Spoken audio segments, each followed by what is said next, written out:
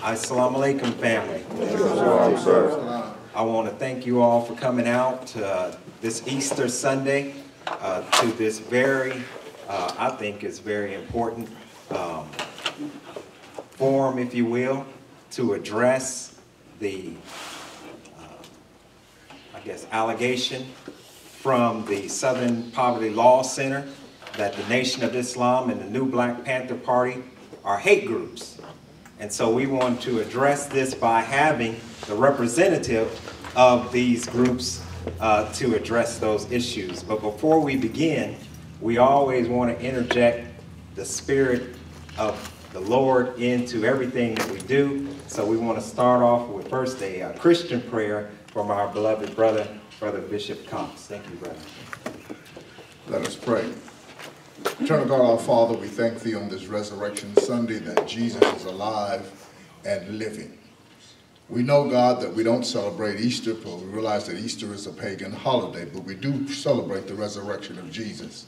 And as we sit here in this forum this afternoon, we're grateful that life, health, and strength is well with us as it is. Bless this panel. Let us have a discussion guided by You, and we'll be so careful to give Your name the praise. In Jesus' name we pray.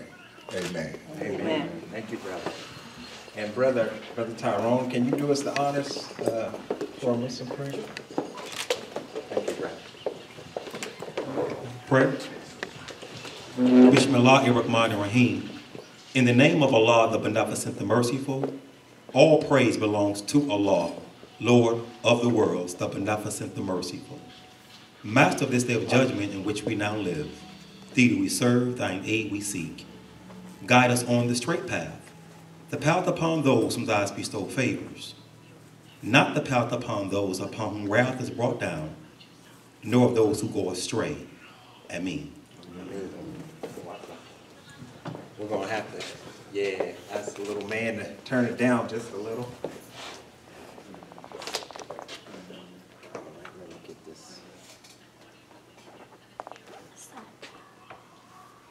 All right, what we're going to do today is we're going to allow the panelists each 12 minutes to make a statement, and then we're going to go to the second portion, which will be questions and answers. So if you have a pen and paper and you want to ask a question, or you hear something that you want to ask a question about, get your pen and paper ready to write it down, and we'll pass the mic to you in the second part of this. We have first, well, let me just go through the panel, and we're going to have Professor Marlon Aldridge, who is going to speak first. And Brother Marlon Aldridge, we all know, is the president and CEO of the Black Man's Think Tank and the new Sankofa Institute. Is that right, Brother Marlon? Federation. Sankofa Federation. And so hopefully we can hear a little bit about that federation that our brother is forming. He is also the professor of physics at the Sinclair College.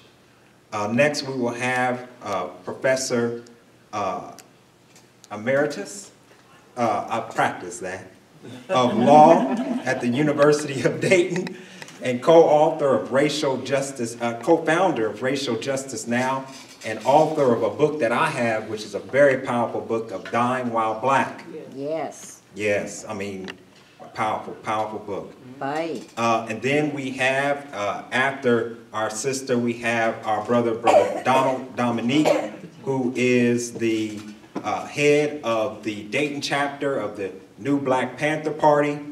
And then we have our brother Tyrone Muhammad, who is the local representative of the Honorable Louis Farrakhan. And so I will go ahead and just start first.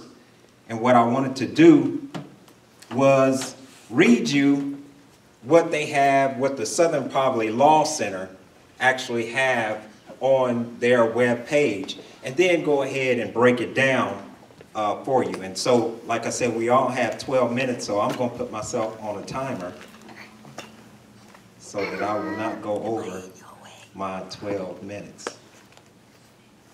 Let's see here. All right.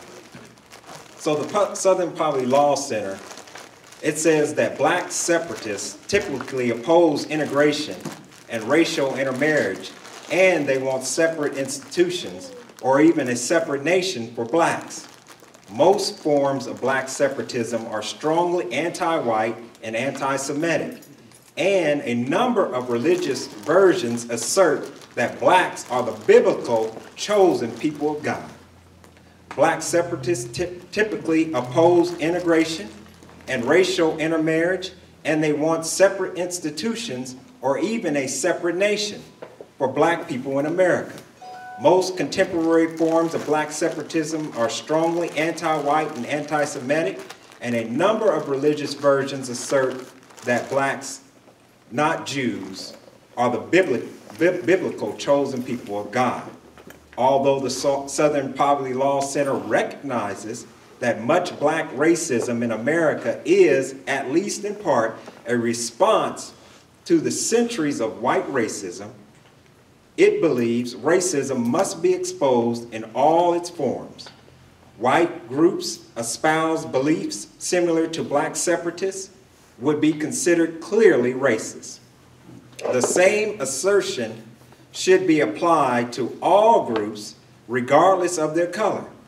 As Martin Luther King Jr. once said, violence begets violence, hate begets hate, and toughness begets a greater toughness. It is all a descending spiral, and the end is destruction for everyone. Along the way of life, someone must have enough sense and morality to cut off the chain of hate. A leading example of a black separatist group is the Nation of Islam, led by Louis Farrakhan. In 1997, in less explicit ways since then, Farrakhan made clear that he had renounced none of the anti-white, anti-Semitic, anti-Catholic, anti-gay, anti-space aliens, it don't say that, but anti-gay views of the previous nation leader, Elijah Muhammad. Those beliefs include, as an inherently evil and ungodly people, blue-eyed devils. Farrakhan has described Catholics and Jews, who he said practice a gutter religion, as preying on blacks. He regrets the tone of the former principal subordinate who called for slaughtering white South Africans, but agreed with the message. If he called for racial separatism and invade against interracial relationships. And if a white group espoused similar beliefs with the color reversed, few would have trouble describing it as racist and anti-Semitic. Although the racism of a group like the Nation of Islam may be relatively easy to understand, if we seek to expose white hate groups, we cannot be in the business of explaining away the black ones. And so that is that's what they have on their webpage. Now, I wanted to just break it down just a little bit into the different paragraphs. And let me see here. Okay. Let me see here, hold on. Now I'm getting like Brother Ishmael when he's looking through all the notes. Let me just go, okay. First of all, black separatists typically oppose integration and racial intermarriage, and they want separate institutions or even a separate nation for black people in America. Most contemporary forms of black separatism are strongly anti-white and anti-Semitic, and a number of religious versions assert that blacks, not Jews, are the biblically chosen people of God.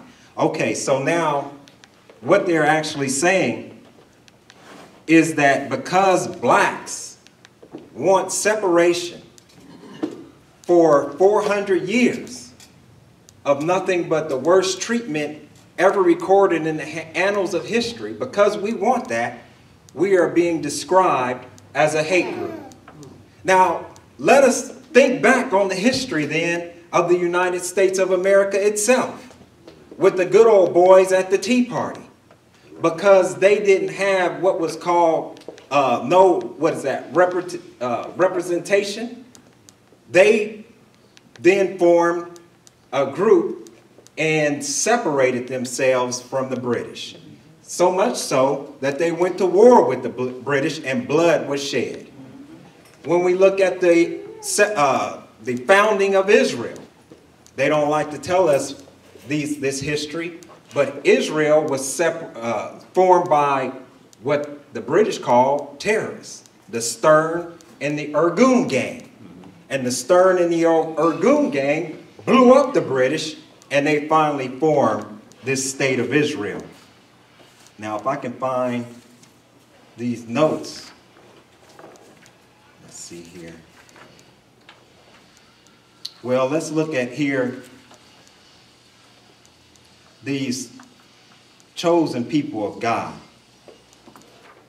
Now, one of the things that the Jews claim is that they are the chosen people of God. And somehow this justifies them being able to treat the Palestinians the way that they do. The way that they treat the Palestinians, if the American people only were able to get the facts, then they would see that the Palestinian people are being treated no better than what our people were treated under apartheid, or what our people were treated under segregation, or what our people were treated under sharecropping. And so when we look at the biblical story, if we study the genealogy of the white people in Israel, we will find out that they have no biblical tie to the chosen people of God at all. As far as being Semitic, they have no biblical tie to being Semitic, because Semitic, the anti-Semitic label comes not from a racial group, but it comes from an area that speaks a certain language. And so when we look at the upper part of Africa, Libya, Iran, Iraq, these areas, these are Semitic speaking areas. And as we know, these areas are in Africa, and the black man comes from Africa. The Ashkenazi Jews who are right now, who are in Israel, occupying Israel, those are actually from Europe, and they have no ties to the biblical seed of Abraham. As a matter of fact, these are converts to Judaism during the Christian Crusades.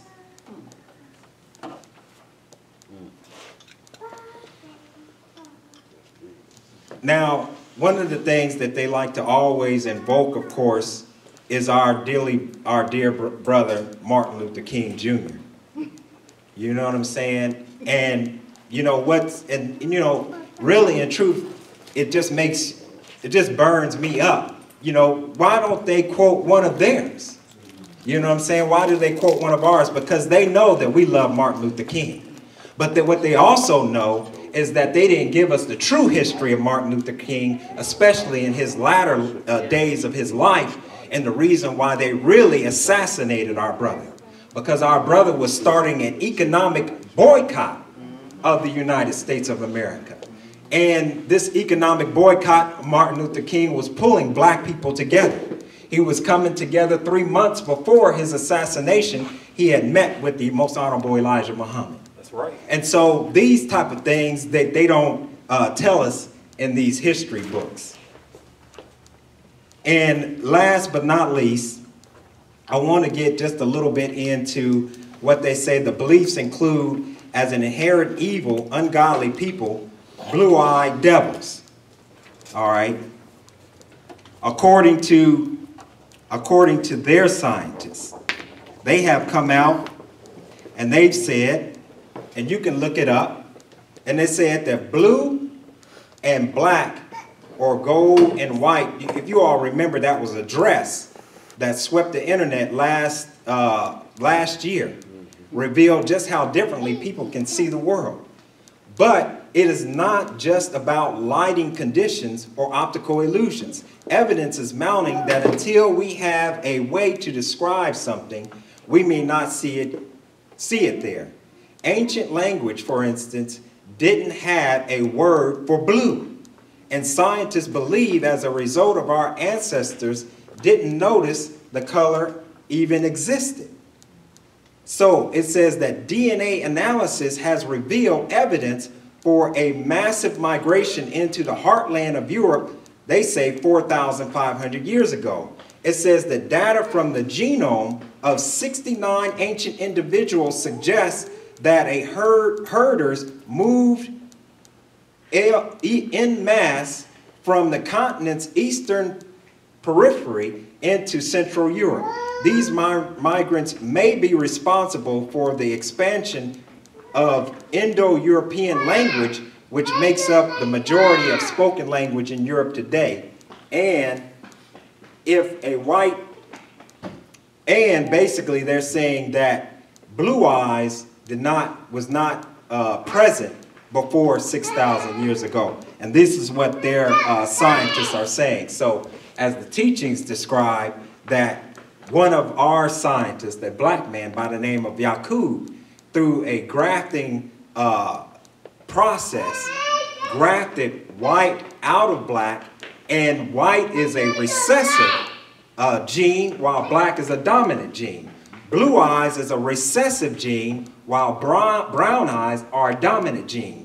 Blonde hair is a recessive gene, while black hair is a dominant gene. So in other words, you can get white out of black, but you cannot get black out of white. That's right. So the original man is the Asiatic black man. And so when we say the chosen people, we are saying that the black man and black woman here in the hills of North America, that we fit the description of the chosen people of God. And to end mine up, we'll just go through the scriptures real quick. When we read in the book of Genesis, we read where it says, God saying, to Abraham, know of a surety, Abraham, that your seed will go into a strange land among strange people and be afflicted for 400 years. But after that time, paraphrasing, I will come. God himself, I will come, and I will free your people and bring them out with great riches. Now, if we look at the Congressional Library, it says that black people were brought here in 1555. If we subtract 2016 from 1555, we will have somewhere around 460 years that we have been here. When we read the book of Daniel, it says Daniel and Shadrach and Meshach, that their names were changed and their language was changed. Well, what is our names? Was not our names changed? That's right. From Mustafa to Khadijah to Aisha to Aziz to now Larry and Bob and Bill and Russell. And we have the plantation last names of Mr. Washington, Mr. Jackson. And when we think of any white people that we have ever come across, we cannot find one white man or black or white woman named Washington or Jackson. But we can find black Washingtons and black Jacksons. And so our names were changed. When we look at the story of Joseph, it says that Joseph was sold into bondage by his own. We were sold into bondage by our own. And when we look at the book of Ezekiel, it says that the dry bones were in the valley of despair. And no other people have the despair that black people have. We are like dry bones. And dry bones, we are told that water is synonymous with knowledge. So the extraction of the knowledge of who we are and ourselves has made us a dry bone people. So with that, I want to go ahead and end it right on time and say that, you know, these allegations by the Southern Poverty Law Center, these are meant to do nothing more than to scare off some of our people from uniting onto ourselves and doing something for ourselves. That's right. What this is all about. That's right. That's right. And so I want to go ahead and introduce our next speaker, Professor Renelia Randall. No, Brother Marlon. We're gonna go with Brother Marlon, excuse me. Yep, Brother Marlon. I don't care, but. Yeah, and so with that, let's give our brother a warm round of applause. Thank you. I hope you are enjoying this fine Sunday, Easter Sunday. I know I am. Just come out of Cracker Barrel. Had a good dinner there. Barrel of cracker. And a little bit sleepy. But I'm gonna do my best.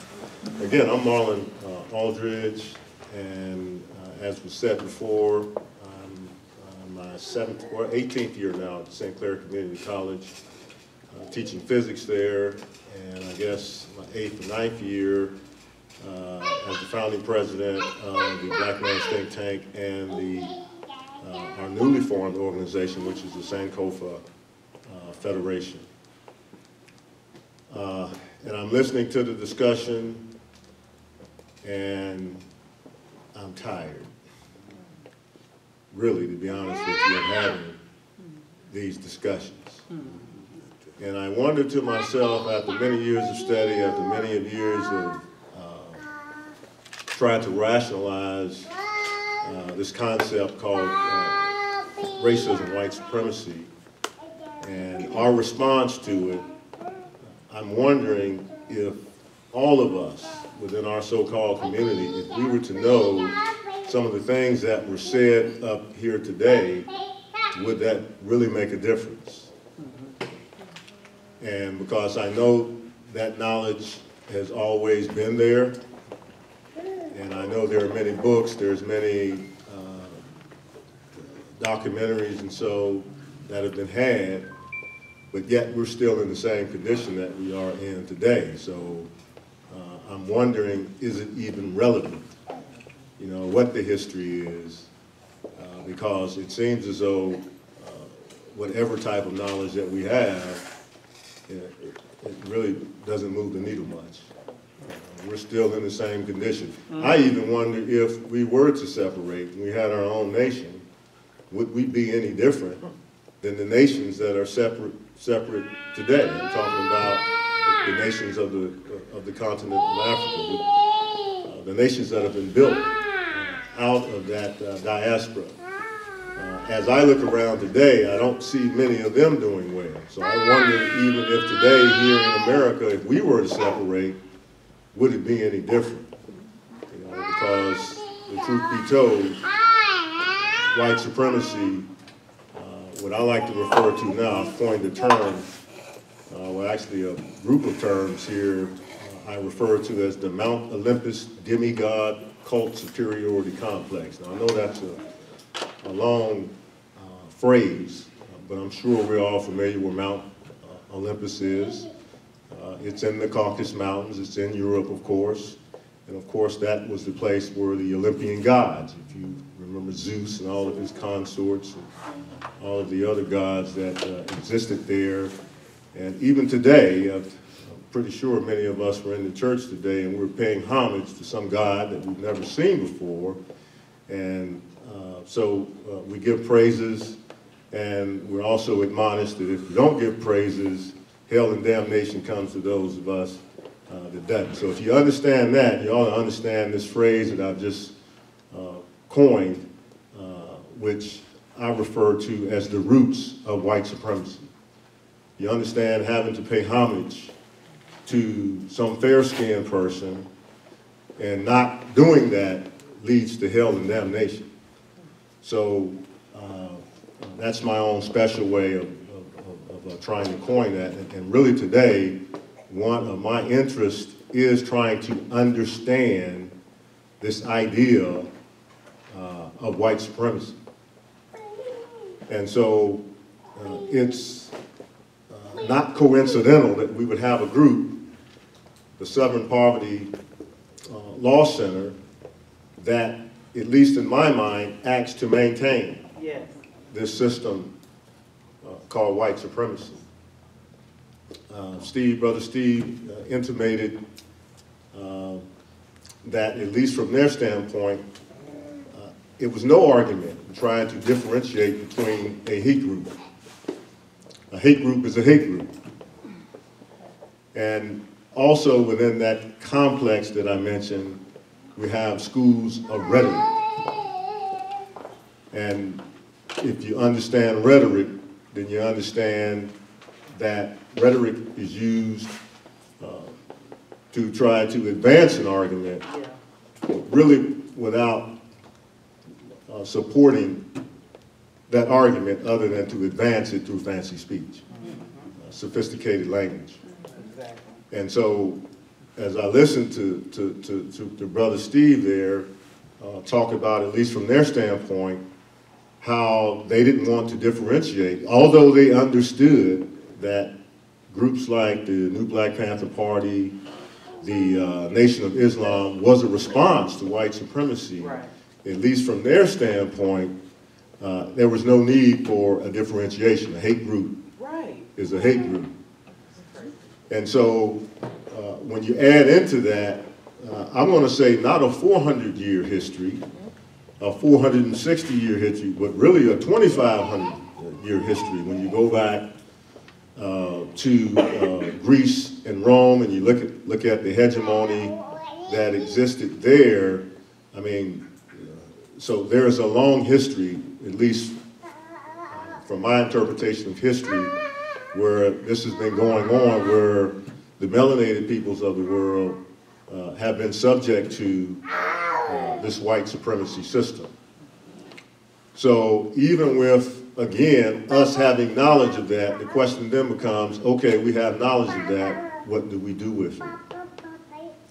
And at least as far as I can tell, I don't see that knowledge having too much of a bearing on where we go from here in terms of what my interests are, is to neutralize that. You know, being an adult man, and I'm going to use this term to sort of differentiate how white supremacy works. I am in the majority. And I use that term to say, if you look that word up, it means one who has come of age. And now you contrast that to one who is a minority. Well, we call minorities children, right? Or one who has not come of age. And so that is the name that has been placed upon us. And so I look at that as not from a numerical standpoint, or maybe that is true as well, but I look at that from a standpoint as that we have not come of age. We're not mature adults. You know, so these are some of the labeling practices that are used by the dominant culture, and we have to call it that because it is certainly a dominant culture. And so when you look at the Southern Poverty Law Center, then that's just part and parcel to this whole idea of labeling, which is, you know, the use of language to infer meaning to particular aspects of social activities, you know.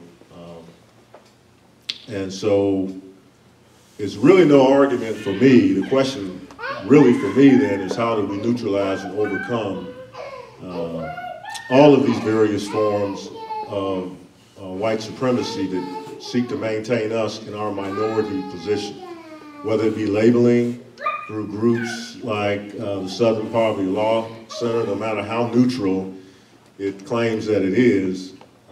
I couldn't find any criterion, and I did look for how they label these particular groups. And then another thing that struck me too, I looked at some of the groups that they had mentioned, and I noticed that they were using source material from those groups, which makes a lot of sense.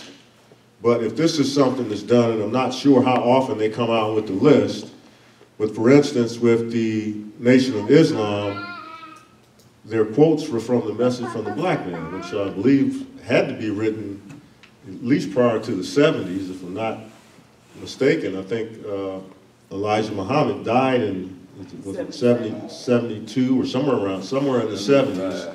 So that book would have had to have been written prior to his death, but yet here we're still labeling them as a hate group in 2016 from a book that was written prior to the 70s. So that goes to give you an idea as to how this particular thing works. That's not a very worthy criterion by any regard if we're looking at materials written over, what, 30 or 40 years ago. So that makes no sense to me.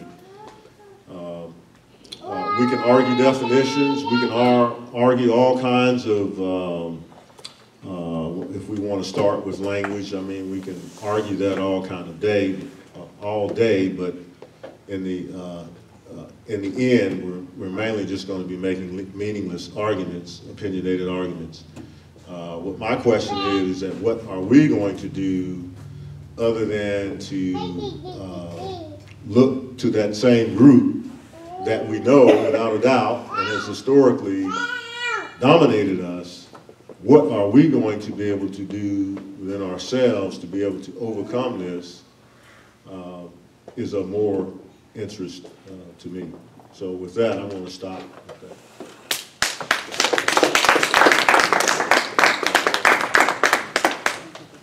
All right, and now we will hear from our Assistant Professor Vernelia Randall.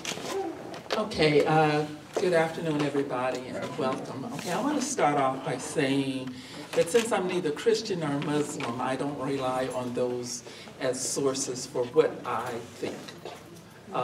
And so I come from a little bit different place. In fact, I'm not any kind of religion. I'm agnostic.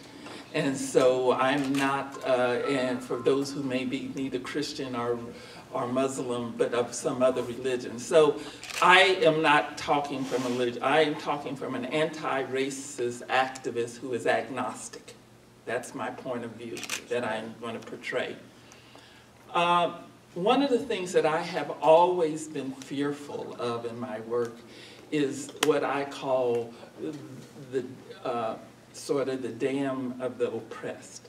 And that is, it is my impression, looking over 50 years, that what oppressed people do when they become unoppressed is oppress others. That they don't learn from the behavior and change their behavior and their attitudes and their ways of doing things. They just find another group to oppress. It is the same thing that happens to people who come from abusive families.